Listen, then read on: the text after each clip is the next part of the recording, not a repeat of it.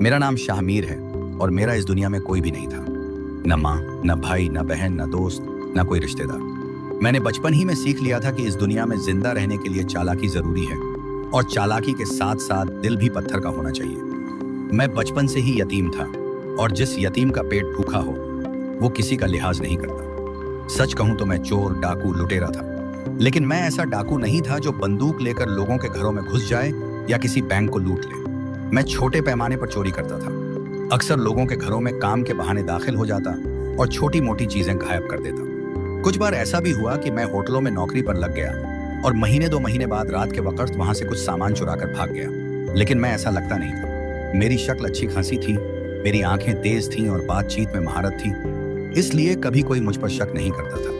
मगर अब के बार जो इलाका मैंने अपना ठिकाना बनाया था, वहां एक नया पुलिस अफसर तैनात हुआ था और वो खासा चालाक निकला। उसे शक हो गया था कि हालिया चोरियों के पीछे मैं हूं और उसने मेरे पीछे बंदे लगा दिए थे।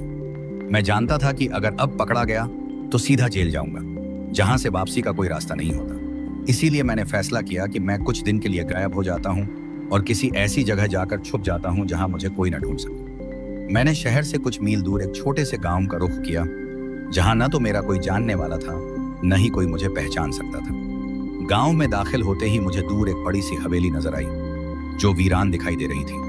हवेली के आसपास कोई चरागांव नहीं था, घास फूस उगाई थी, दरवाजे का एक पट खुला हुआ था। मैंने गौर से देखा तो अंदर किसी किस्म की कोई हरकत नजर नहीं आई। मैंने दिल में सोचा कि अगर यहाँ कोई रहता भी होगा तो शायद इस वक्त वो गांव के किसी त्योहार या मजलिस में गया होगा। मैं दबे पांव दरवाजे की तरफ बढ़ा और अंदर दाखिल हो गया। हवेली के अंदर दाखिल होते ही एक अजीब सी ठंडक का एहसास हुआ, जैसे अंदर की हवा मुर्दा हो और वक्त वहां थम चुका हो। दीवारों पर जाले लगे थे, फर्श पर गर्द जमी हुई थी और पुराने तर्ज के फर्नीचर हर तरफ बिखरे पड़े थे। हर चीज से ऐसा लग रहा था जैसे बरसों से किसी ने यहाँ कदम न रखा। कुछ पुरानी कुर्सियां, 1-2 सोफे और लकड़ी की बनी अलमारियों के दरवाजे खुले पड़े थे, जिनमें बासी कपड़े और पुरानी किताबें थीं। मैंने फर्नीचर को देखा तो अंदाजा हुआ कि सब कुछ अपनी जगह पर था, लेकिन काबिले इस्तेमाल न रहा था। लकड़ी में दीमक लग चुकी थी और कपड़ों पर फफूंदी जमी हुई थी। एक कोने में पुराने जमाने की हांडी और बर्तन रखे थे, जिन पर जंग आ चुका था। ऐसा महसूस हो रहा था जैसे मैं किसी पुरानी फिल्म के सेट में दाखिल हो गया हूँ, जहां सब कुछ दिखाने के लिए रखा गया हो मगर सब कुछ बेजान हो। हवेली के एक बड़े कमरे में दाखिल होते ही मेरी नजर सामने दीवार पर लगी एक पेंटिंग पर पड़ी। ये एक नौजवान औरत की पेंटिंग थी जो साड़ी पहने खड़ी थी। उसके चेहरे पर ऐसी मासूमियत थी कि लगता था जैसे वो अभी बोल पड़ेगी। उसकी आंखें गहरी थीं, नाक नक्शा तीखा और होंठों पर हल्की सी मुस्कान थी। मैंने करीब जाकर देखा तो ऐसा लगा जैसे ये तस्वीर किसी को सामने बिठाकर बनाई गई हो। पेंटिंग बनाने वाले ने दिलो जान से काम लिया था और शायद मोहब्बत से भी। मेरे मुंह से बेइख्तियार निकला, शकुंतला देवी, लगता है ये आपकी हवेली है। मैं आपसे माफी मांगता हूँ। मैं एक छोटा मोटा सा चोर हूँ, आज रात यहाँ छुपने आया हूँ। खुदा के लिए मुझे परेशान न कीजिएगा। ये कहते हुए मैं खुद पर हंसा, क्योंकि मैं अकेला था और ये सब एक तस्वीर से कह रहा था। लेकिन शायद यही मेरी आदत थी। तन्हा जिंदगी ने मुझे खुद से बात करने वाला बना दिया था। मैं उसी तस्वीर के सामने जमीन पर बैठ गया और एक कोने में पड़े पुराने से गद्देदार तकिए को साफ किया और सर के नीचे रखकर लेट गया। इर्द गिर्द की फजा में एक सन्नाटा था, हवा का गुजर भी महसूस नहीं हो रहा था। दीवारों से खाली आवाजें टकराकर वापस आती थीं, लेकिन मैं इन सब से बेपरवाह होकर लेट गया, क्योंकि मुझे नींद आ रही थी और मैंने सोचा था कि रात किसी तरह गुजर जाए। मुझे मालूम न था कि मेरे इस फैसले के बाद मेरी जिंदगी हमेशा के लिए बदलने वाली थी।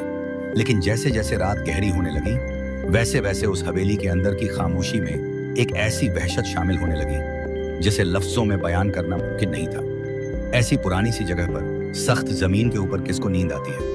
मेरे जिस्म की हड्डी हड्डी जैसे किसी ने मरोड़ दी हो।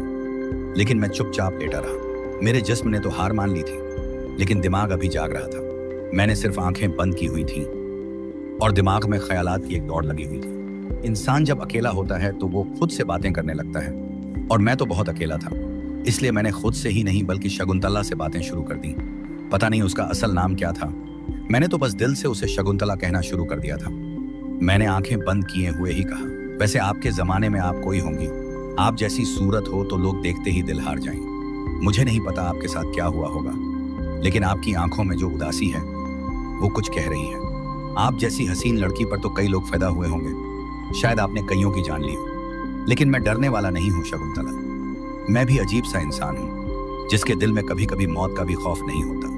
मैं यही बातें कर रहा था कि अचानक मेरे जिस्म में एक झुरझुरी सी दौड़ गई और ऐसा लगा जैसे तस्वीर में बनी हुई वो लड़की मेरी तरफ देखकर मुस्कुराई हो। मैं झटके से सीधा होकर बैठ गया और फौरन उस तरफ देखा जहां तस्वीर लगी हुई थी, लेकिन तस्वीर वैसे ही खामोश खड़ी थी। उसके चेहरे पर कोई तासुर नहीं था और वही उदासी थी जो पहले दिखाई देती थी। मुझे लगा कि शायद मैं ज्यादा थक गया हूँ, शायद नींद पूरी न होने की वजह से यह वहम हो गया है। मैंने खुद को झिड़का कि क्या पागलों जैसी हरकतें कर रहा हूँ, एक तस्वीर से बातें करना और फिर उसकी मुस्कुराहट महसूस करना। यह सब किसी पागल इंसान की अलामत हो सकती है। मैंने दोबारा तकिए के नीचे सर रखा और आंखें बंद कर ली। इस बार नींद न सही, सुकून जरूर चाहिए था। कुछ देर बाद पता नहीं कब मेरी आंख लग गई और किसी पहर मुझे गहरी नींद आ गई। नींद गहरी थी लेकिन न ख्वाब था न ख्याल। सुबह जब मेरी आंख खुली तो हवेली में कुछ बदला बदला सा महसूस हुआ। एकदम से मेरे नथुनों में एक खुशबू आई, ऐसी खुशबू जो गर्म पराठों की होती है, जैसे कोई चीज अभी अभी तंदूर से निकाली गई हो। मैंने आंखें खोली और अपने सामने का मंजर देखा तो हैरत का एक तूफान मेरे अंदर उठा हुआ था। मेरे सामने एक छोटी सी मेज पर नाश्ता सजा हुआ था, जैसे किसी नवाब के लिए तैयार किया गया हो। न सिर्फ मेज पर सफेद कपड़ा बिछा था, बल्कि बर्तन भी वो नहीं थे जो आम घरों में होते हैं। वो बर्तन सोने के नहीं थे, लेकिन उन पर जो नक्शो निगार बने हुए थे वो ऐसे लग रहे थे जैसे किसी शाही दौर के हों। नाश्ते में जो चीजें रखी गई थी उन्हें देखकर तो मेरे मुंह में पानी आ गया। अंडे थे, लेकिन खाली अंडे नहीं थे, उबले हुए अंडे थे जो बिल्कुल गर्म थे और उनके ऊपर हल्की सी नमक मिर्च छिड़की हुई थी। साथ ही पराठे थे जो तहदार थे और उनमें से धुआं निकल रहा था। वो पराठे ऐसे लग रहे थे जैसे किसी माहिर बावर्ची ने ताजा घी में तले हों। उनके साथ शहद था, देसी मक्खन भी मौजूद था। एक कप चाय भी रखी थी जिससे हल्की हल्की भाप उठ रही थी और उसकी खुशबू मेरे आसाब को झिलकोड़ रही थी। मैं कुछ देर तक तो सिर्फ इन चीजों को देखता रहा। समझ नहीं पा रहा था कि ये सब किसने रखा है और क्यों रखा है। क्या गांव की कोई लड़की सुबह सुबह उठकर मेरे लिए नाश्ता बना गई है, या मैं आपको एक ख्वाब देख रहा हूँ? लेकिन ख्वाब में तो खुशबू नहीं आती और न ही पराठों से भाप निकलती है और न ही चाय इतनी असल लगती है। मुझे यकीन हो गया कि यह ख्वाब नहीं है, यह हकीकत है। लेकिन हकीकत भी इतनी हसीन हो सकती है, यह पहली बार जाना। फिर मैंने आहिस्ता से हाथ बढ़ाया और नाश्ता खाना शुरू किया। और जैसे ही पहला निवाला मुंह में रखा, मुझे ऐसा लगा जैसे मेरे मुंह में जायके का एक धमाका हो गया हो। पराठा करारा और गर्म था, अंडा बिल्कुल ताजा था, मक्खन, देसी घी और शहद इतना खालिस था कि मैं हैरान रह गया। मैं खाता रहा और खाता रहा, यहां तक कि मेरा पेट भर गया, लेकिन दिल नहीं भरा। उस नाश्ते की लज्जत ऐसी थी जैसे बरसों की भूख खत्म हो गई हो। जब सब कुछ खा चुका तो मैंने गर्दन घुमाकर शकुंतला की तस्वीर की तरफ देखा और मेरा दिल जोर जोर से धड़का, क्योंकि मुझे लगा कि वो तस्वीर फिर से मुस्कुरा रही है, जैसे मुझे शुक्रिया कह रही हो या शायद मुझे ताने दे रही हो। तुमने तो कहा था तुम डरते नहीं हो, अब देखो मैं तुम्हें खाना खिला रही हूँ और तुम सवाल भी नहीं कर रहे। मैं थोड़ा घबरा गया और जल्दी से हवेली से बाहर निकल आया। बाहर की हवा में कुछ अपनापन था। मैंने गहरे सांस लिए और गांव के दे अंदर की तरफ चल दिया। अब मेरे दिल में एक ही बात थी कि किसी से जाकर उस हवेली की तारीख पूछूं कि वहां कौन रहता था और क्यों अब वहां कोई नहीं है। क्या हुआ था उस हवेली में कि वो वीरान हो गई और उसमें वो लड़की की तस्वीर क्यों लगी है? क्या वो किसी की बेटी थी? क्या वो जिंदा है या मर चुकी है? मेरे जहन में 100 सवाल थे और मैं उनके जवाब तलाशने के लिए गांव की तरफ कदम बढ़ा चुका था।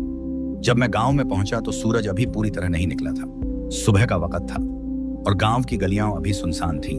कुछ लोग अपने दरवाजों के आगे बैठे थे, कुछ औरतें पानी भरने जा रही थीं और कुछ बच्चे नंगे पांव जमीन पर दौड़ रहे थे।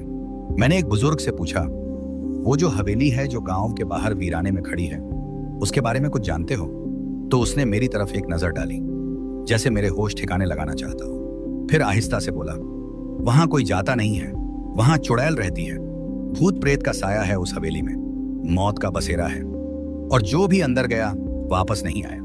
मैंने उसकी बात सुनी और शुक्र अदा किया कि मैं तो न सिर्फ अंदर गया बल्कि सोया भी और जिंदा वापस आया। फिर मैं एक और जगह गया। वहां पर एक दुकान के बाहर कुछ लोग बैठे हुक्का पी रहे थे। मैंने उनसे भी यही सवाल दोहराया तो एक शख्स ने कहा, वो हवेली तो एक बड़े जमींदार की थी, उनके बेटे की शादी होने वाली थी, मगर शादी के दिन वो सब लोग गायब हो गए थे। कहते हैं कि जिन्होंने उठा लिया सबको और हवेली में चीखें गूंजती रहीं और अब वहां कोई जाता नहीं है। अभी मैं इस कहानी पर सोच ही रहा था कि एक तीसरा बंदा बोला, नहीं वो सब बकवास है, असल बात यह है कि वहां पर खजाना दफन है। और वो खजाना जिन्नात की हिफाजत में है। जो भी उस खजाने को ढूंढने जाता है वो मर जाता है और उसकी लाश कभी नहीं मिलती। और हवेली वैसे ही सुनसान खड़ी है। मैं हैरान हो गया क्योंकि 3 लोग 3 अलग अलग कहानियां सुना चुके थे और इनमें से कोई भी एक जैसी नहीं थी। अब मेरा दिमाग घूम रहा था। मैं चलता चलता गांव के एक कोने में पहुंच गया जहां एक पुराना सा बरगद का दरख्त खड़ा था और उसके नीचे एक फकीर बाबा सो रहा था। उसका लिबास मैला था, उसके पास एक लट्ठा सा बोरा रखा था और उसके जिस्म पर जगह जगह मिट्टी लगी हुई थी। उसके पांव नंगे थे और वो सांस ले रहा था, लेकिन उसकी आंखें बंद थी।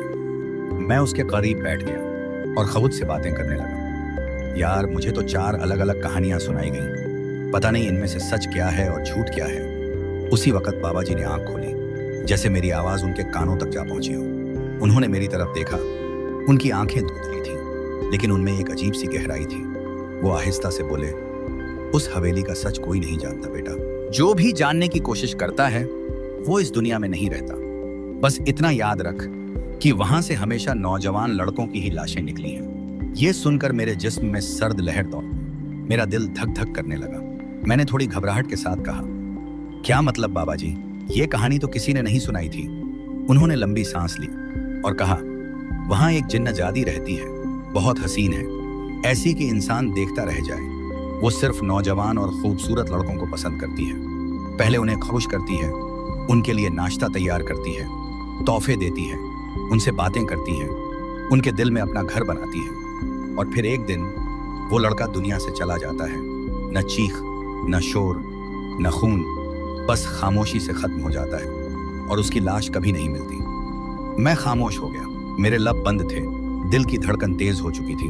बाबा जी की बातों में वही कुछ था जो मेरे साथ हो चुका था। मैंने कहा, बाबा जी आपको कैसे पता ये सब? वाकई ऐसा होता है? तो उन्होंने मेरी बात काटते हुए कहा, तू सबसे पूछता फिर रहा है, तेरा वहां क्या काम है? अगर तू वहां गया तो तेरा भी वही हाल होगा जो दूसरों का हुआ है। इतना कहकर वो बाबा जी उठे और अपनी लाठी उठाकर आगे चल दिए। वो जा रहे थे और मैं पीछे देखता रह गया। वो मेरी पूरी बात नहीं सुन पाए थे या सुनना नहीं चाहते थे, पता नहीं क्यों, लेकिन मुझे उनकी कहानी सबसे सच्ची लगी। मुझे ऐसा लगा जैसे किसी ने मेरे दिल की बात पढ़ ली हो, क्योंकि सुबह जो नाश्ता मुझे मिला था वो किसी आम इंसान के बस की बात नहीं थी। इस गांव में सब गरीब लोग रहते थे। यहाँ कोई भी इतना शाही नाश्ता नहीं कर सकता, वो भी एक अनजान मुसाफिर के लिए। और फिर वो गरम गरम पराठे, शहद, मक्खन, मैंदन और वो चाय जो किसी महल के बावर्ची ने बनाई हो, वो ख्वाब नहीं था, वो हकीकत थी। और अब बाबा जी की बातों से ये साबित भी हो गया था। मैं इसी सोच में गांव की गलियों में घूमता रहा। वक्त गुजरता रहा और शाम होने लगी। मैंने सोचा कि रात को कहीं किसी दरख्त के नीचे सो जाऊंगा। हवेली की तरफ नहीं जाऊंगा, क्योंकि अब मुझे भी डर लगने लगा था। मैंने दिल में ही कहा, मैं हवेली में नहीं जाऊंगा। लेकिन जैसे ही ये बात दिल में आई, मुझे ऐसा लगा जैसे किसी ताकत ने मुझे घसीट लिया हो और अगले लम्हे में खुद को हवेली के अंदर खड़ा पाया। मेरे इर्द गिर्द दरवाजे बंद हो चुके थे और फिजा में वही पुरानी बोसीदा सी बू फैल गई थी। मुझे समझ आ गई कि अब मेरी खैर नहीं है। मैं हार मान चुका था। मैं उसी जगह पर जाकर बैठ गया जहां कल रात लेटा था और खुद से बातें करने लगा। मैंने कहा, मैंने कभी किसी का कुछ बुरा नहीं किया, चोरी करता था, लेकिन सिर्फ उन लोगों से जो अमीर थे, जो दूसरों का हक खाते थे। मैं सिर्फ उनसे थोड़ा हिस्सा लेता था। मैं जालिम नहीं हूं, मैं कातिल नहीं हूं, मैं बुरा इंसान नहीं हूं। लेकिन ये बात मैं खुद को समझा रहा था, क्योंकि मुझे यकीन हो चला था कि अब जो होना है वो होकर रहेगा, क्योंकि अब मेरे बस में कुछ भी नहीं था। मेरे अंदर एक अजीब सा खौफ वापस आने लगा, जैसे रात ने मेरे लिए फिर कुछ तैयार कर रखा हो। और हुआ भी यही। जैसे ही अंधेरा गहरा हुआ और मैं हवेली में वापस आ चुका था, अब मेरे सामने अचानक से वही पुरानी मेज सज गई जिस पर इस बार रात के खाने का इंतजाम किया गया। मैं हैरान खड़ा था। सामने जो खाना रखा था वो आम खाना नहीं था, सीख कबाब थे। खुशबू ऐसी कि नाक में जाकर दिमाग को हिलाने लगी थी। साथ में बारबेक्यू प्लेटर था जिसमें मुख्तलिफ गोश्त के टुकड़े सीखों पर चढ़े हुए थे और उन पर नींबू हल्का सा छिड़का गया था और हरी चटनी की महक अलग महसूस हो रही थी। साथ में नान रखे थे जो बिल्कुल ताज़ा लग रहे थे, जैसे तंदूर से निकलते ही रख दिए गए हों। एक प्लेट में पुलाव था और साथ में रायता भी रखा था। हर चीज़ ऐसी थी जैसे किसी बड़ी दावत का हिस्सा हो। लेकिन मेरा दिल नहीं चाह रहा था कि मैं ये खाना खाऊं, क्योंकि अब मैं समझ चुका था कि मुझे खिलाया क्यों जा रहा है। मुझे पता था कि ये मेहरबानी नहीं है, ये किसी और चीज की तैयारी है और मैं उसका मरकज हूं। फिर मैंने दिल में सोचा कि अगर किस्मत में कुछ बुरा होना ही लिखा है तो कम अज कम अच्छा खाना तो खा लो। इंसान को मौत से पहले जो अच्छा मिल जाए वो ले लेना चाहिए। मैं चुपचाप जाकर मेज के सामने बैठ गया और एक नान का टुकड़ा हाथ में लिया। नरमी ऐसी कि जैसे रुई, और जैसे ही कबाब का पहला निवाला मुंह में रखा, एक अजीब सा सुकून जिस्म में उतर गया। ऐसा जायका मैंने जिंदगी में कभी महसूस नहीं किया था। मसाले इतने मुतवाजिन थे, गोश्त इतना नरम कि दांतों के बगैर भी खाया जा सकता था, और महक ऐसी कि जैसे खाने से नहीं बल्कि किसी ख्वाब से आ रही हो। मैंने खाना शुरू किया और खाता ही चला गया। मैं बार बार उस तस्वीर की तरफ देखता जो अब भी दीवार पर लटकी हुई थी, लेकिन दिल में अब अजीब सा खौफ बस चुका था, क्योंकि मैं जान चुका था कि यह तस्वीर सिर्फ तस्वीर नहीं है और वो जो लड़की है वो बस तस्वीरी खाका नहीं है। मैं दिल ही दिल में दुआएं भी पढ़ रहा था और खाने की लज्जत के साथ साथ डर भी अंदर उतर रहा था। खाते खाते मेरी पलकें भारी होने लगी, नींद जैसे जोर से सर पर चढ़ने लगी। मैं खुद को जगाने की कोशिश करता रहा, लेकिन जैसे किसी ने मुझे सुला दिया हो। मैं कुर्सी पर ही झुककर सो गया और मेरी आंख कब लगी पता ही नहीं चला, लेकिन जब मेरी आंख खुली तो दुनिया ही बदल चुकी थी।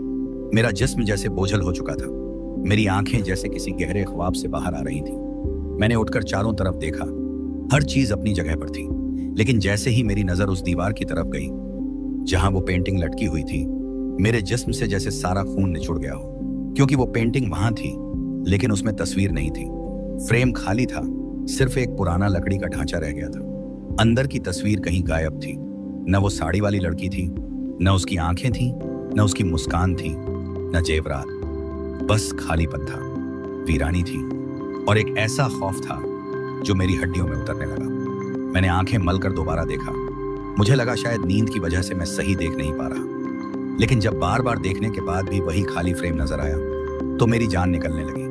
मैं घबराकर पीछे हटा ताकि यहां से भाग जाऊं, लेकिन जैसे ही मैं मुड़ा, सामने जो मंजर था उसने मेरे कदम जकड़ लिए। वही लड़की जो तस्वीर में थी अब मेरे बिल्कुल सामने खड़ी थी। वही साड़ी जो तस्वीर में थी, वही सुनहरे बाल जो तस्वीर में थे, वही जेवरात और वही आंखें, वही गहरी मुस्कुराहट। लेकिन वो मुस्कुराहट अब चौड़ाई में कुछ ज्यादा थी। उसकी आंखें जैसे जानबूझकर खोली गई हों, इतनी बड़ी कि कुदरती न लगे, और उसकी मुस्कान में एक ऐसी मसनूई कृत्रिम खुशी थी जो किसी आम इंसान की नहीं हो सकती थी। वो मुस्कुराने की मशीन लग रही थी, जैसे किसी रोबोट को सिर्फ एक काम दिया गया हो कि वो बस मुस्कुराता रहे। मेरे कदम पीछे हटने लगे।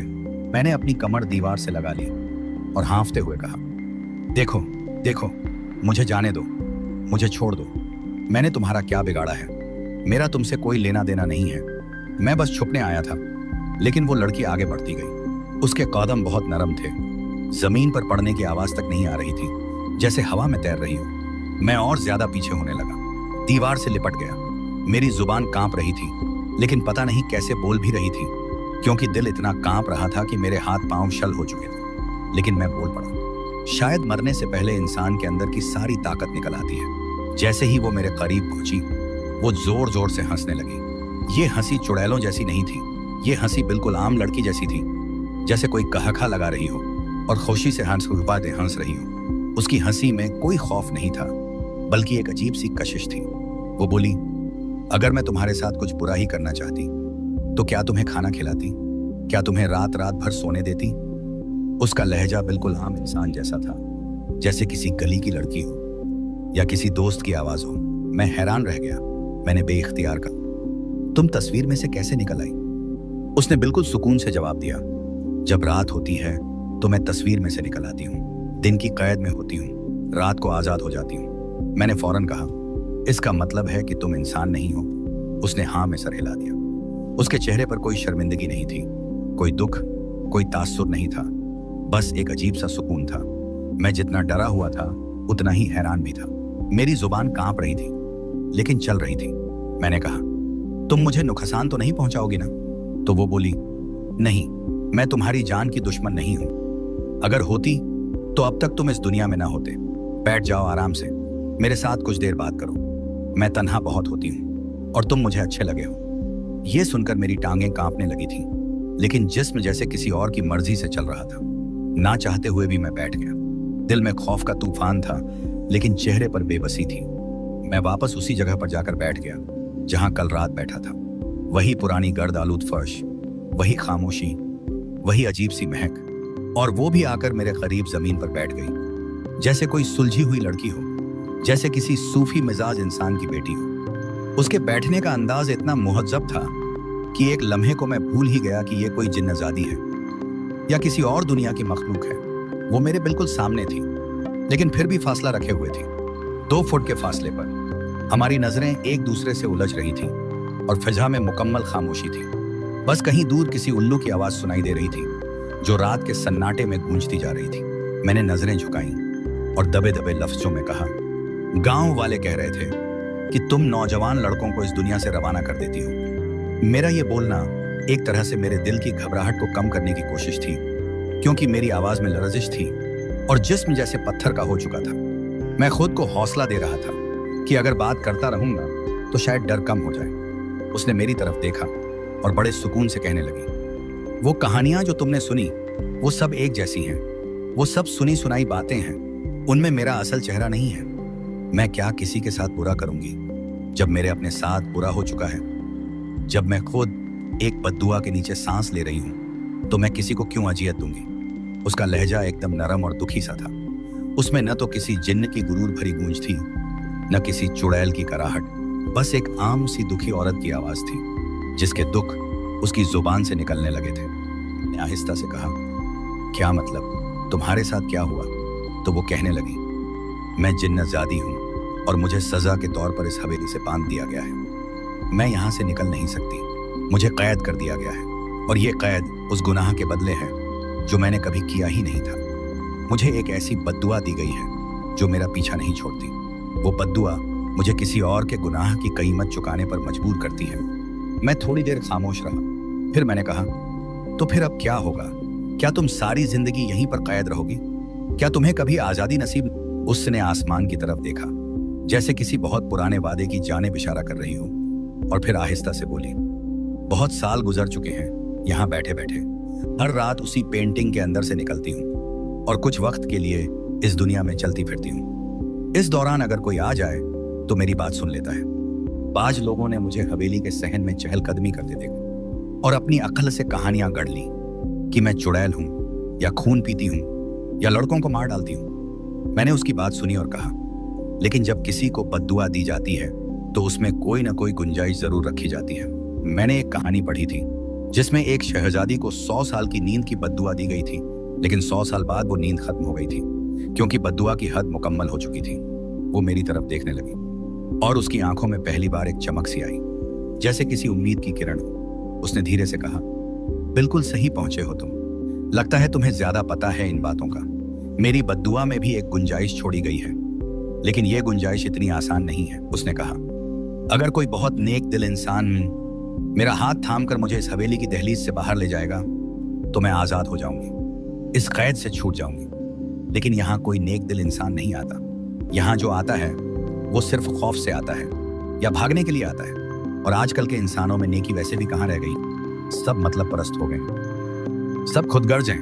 मैंने सर झुकाकर कहा, तुम बिल्कुल सही कह रही हो। आजकल कौन नेक दिल है? मैं भी तो बुरा इंसान हूं, मैं तो एक चोर हूं। मेरी ये बात सुनकर वो हैरत से चौंक गई, जैसे उसे यकीन ना आया हो कि मैं चोर हूं। उसने कुछ पल मेरी आंखों में झांका, जैसे मेरी रूह को देख रही हूं, फिर आहिस्ता से बोली, तुम चोर हो? मैंने हल्की सी मुस्कुराहट के साथ कहा, हाँ चोर हूं, और कोई मामूली चोर नहीं हूं। मैं तो एक ऐसा चोर हूं जो शक्ल से चोर नहीं लगता, मगर दिल में नीयत वही होती है। मैं वो चोर हूं जो दूसरों के घरों में घुसकर चीजें चुरा लेता है और फिर ये सोचकर खुद को तसल्ली देता है कि मैं सिर्फ उन लोगों से चोरी करता हूं जो दूसरों का हक खाते हैं। अब वो कुछ नहीं बोली, वो बस खामोशी से मुझे देखती रही, जैसे मेरे दिल की गहराइयों में कुछ तलाश कर रही हो। और मैं खुद को उसकी नजरों से छुपाने की कोशिश कर रहा था, मगर नाकाम रहा, क्योंकि उसकी आंखों में कुछ ऐसा था जो दिल की तहों को खंगाल कर रख देता था। वो जमीन पर बैठी मुझे टकटकी बांधे देख रही थी। खामोशी छा गई थी, जैसे सब कुछ रुक चुका हो, जैसे वक्त ने भी अपनी सांस थाम ली हो। उसकी आंखों में तजस्सुस था, उसकी खामोश नजरें जैसे मुझसे कह रही थीं कि कुछ बोलो, कुछ सुनाओ। फिर वो बोली, तो मुझे अपनी कहानी नहीं सुनाओगे? तुम कैसे चोर बने? तुम्हारे अंदर जो दुख है वो आंखों से साफ झलक रहा है।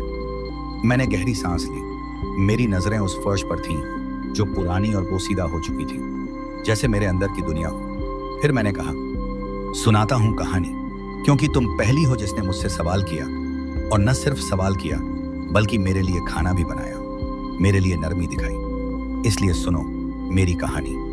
मैंने आहिस्ता आहिस्ता कहना शुरू किया। मेरे माँ बाप मुझसे बहुत प्यार करते थे।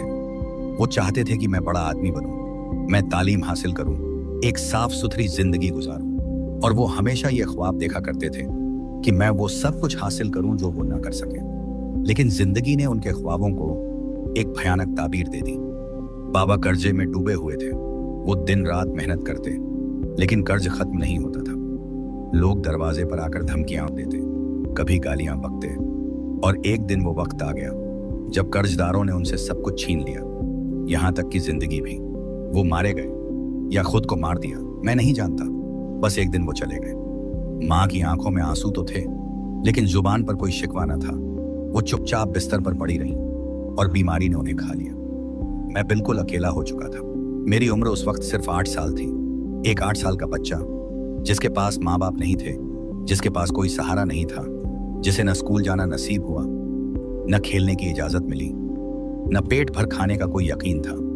मैं सड़कों पर भटकने लगा, कभी कुछ मांगता, कभी छुपता। फिर मुझे एक आदमी मिला। वो बहुत बातूनी था और उसने मुझसे कहा, हमारे साथ काम करो, हम तुम्हें खाना भी देंगे, कपड़े भी देंगे, और तुम्हें बस छोटे मोटे काम करने होंगे, जैसे नशा सप्लाई करना, जैसे कुछ चीजें आगे पहुंचाना, क्योंकि पुलिस बच्चों पर शक नहीं करती। मैंने उस वक्त उसकी आंखों में देखा और कहा, मैं चोरी कर लूंगा, लेकिन ये जहर मैं नहीं बांटूंगा, क्योंकि मैंने देखा है कि नशे से घर कैसे उजड़ते हैं। मैंने अपनी माँ को मरते देखा है, मैंने अपने बाप को तड़पते देखा है, और मैं किसी और माँ का बेटा बर्बाद नहीं करना चाहता। मैंने उस वक्त चोरी को बुरा समझा, लेकिन उससे बेहतर जाना, क्योंकि मैं कम से कम किसी की जिंदगी तबाह नहीं कर रहा था। तब से मैंने तय किया कि मैं चोरी करूंगा, लेकिन सिर्फ उन लोगों से जिन्होंने दूसरों का माल खाया हो, जो खरुच झालिम हों, जिन्होंने दूसरों को लूटा हो। लेकिन सच तो ये है कि ये खुद को बहलाने का तरीका था, क्योंकि चोरी तो चोरी होती है, गुनाह तो गुनाह होता है, वो किसी बड़े से हो या छोटे से। इस पूरी कहानी के दौरान वो खामोशी से सुनती रही, न कोई सवाल किया, न बीच में रोका। और जब मैं खामोश हुआ तो वो आहिस्ता से बोली, पता नहीं क्यों तुम मुझे अच्छे इंसान लगते हो। अगर तुम वाकई बुरे होते तो यहाँ एक रात गुजार कर भाग जाते।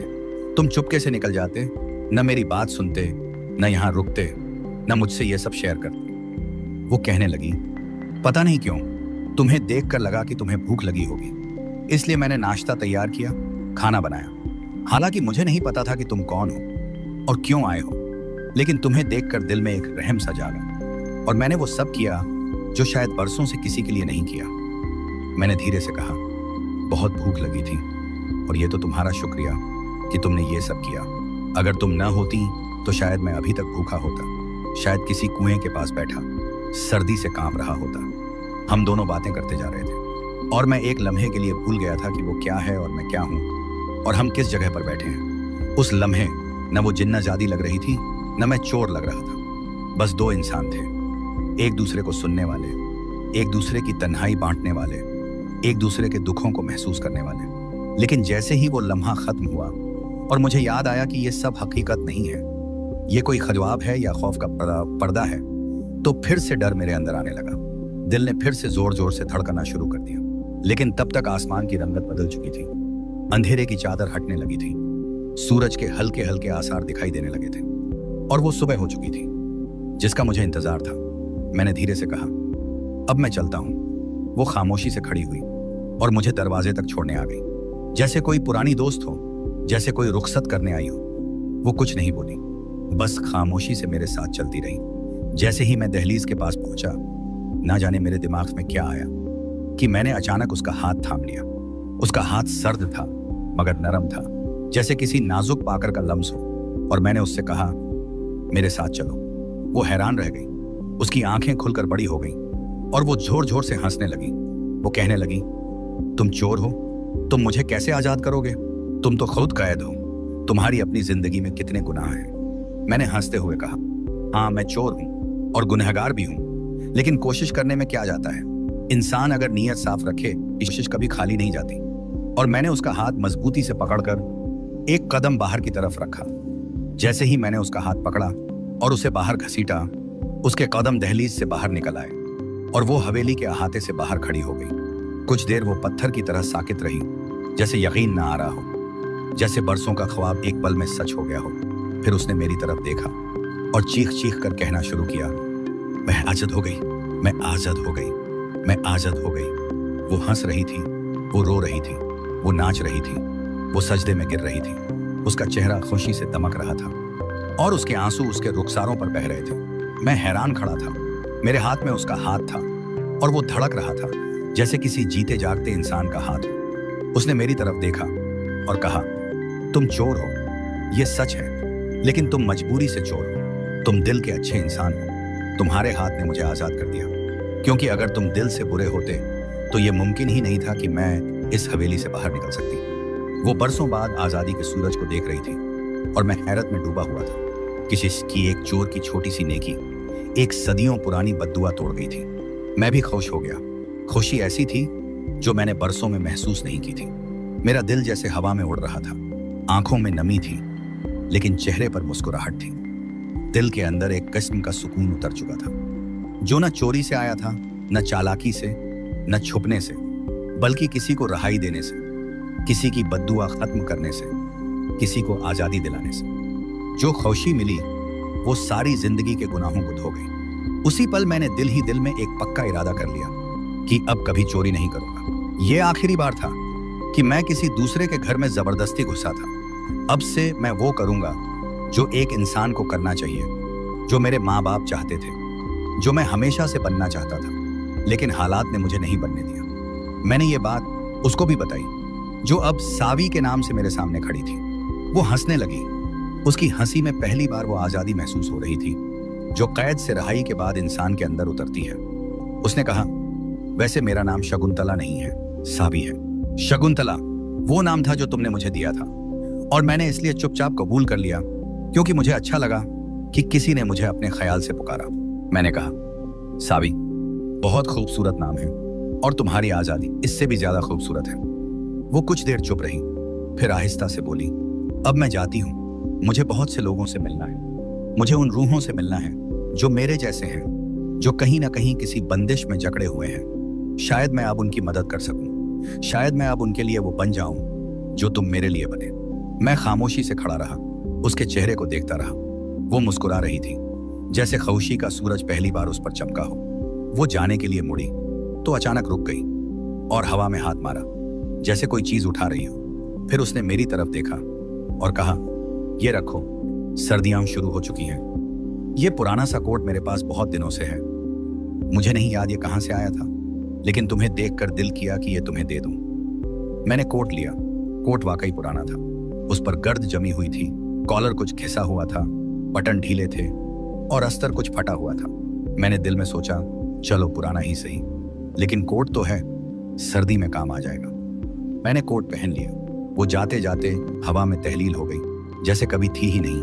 उसकी खुशबू फिजा में थोड़ी देर रही, फिर वो भी गायब हो गई। मैं भी वहीं बैठ गया, हवेली के बाहर एक पुराने से दरख्त के नीचे। थकन और सुकून दोनों मेरे साथ थे। मैंने कोट के अंदर हाथ डाला ताकि थोड़ा गर्मी महसूस करूं, लेकिन जैसे ही जेब में हाथ गया, मेरे हाथ में कुछ महसूस हुआ। मैंने हाथ बाहर निकाला तो मेरी हैरत की इंतहा न रही। मेरे हाथ में 500 रुपए का नोट था। मैंने आंखें फाड़कर नोट को देखा, परखा, उलट पुलट कर देखा। जाली नहीं था, असली था, एकदम नया, चमकता हुआ। मैं हंस पड़ा और कहा, लो जी, शकुंतला यानी सावी जाते जाते तोहफा दे गई। मैंने सोचा, शायद किसी ने पहले कभी ये नोट कोट में रखा होगा, शायद वही अब मेरे हाथ लगा है। मैं वो नोट लेकर करीबी दुकान पर गया। वहां से कुछ मिठाई खरीदी, कुछ बिस्किट लिए और अपनी थकन मिटाने के लिए एक बोतल जूस ली। दुकानदार ने पैसे लिए। मैं खुशी से वापस मुड़ा। रास्ते में चलते चलते मेरा हाथ फिर कोट की जेब में गया और दोबारा मेरे हाथ में 500 रुपए का नोट आ गया। मैं एकदम रुक गया, जैसे वक्त रुक गया हो, जैसे किसी बच्चे के हाथ खजाना लग गया हो। मैंने चारों तरफ देखा, फिर दोबारा हाथ डाला, एक और नोट, फिर हाथ डाला, फिर एक और नोट, हर बार 500 का नोट, जैसे जेब में पैसे उग रहे हों, जैसे कोर्ट बोल रहा हो, ले जा, जितने चाहो ले जा, रोक कोई नहीं सकता। मेरी आंखें चमकने लगी।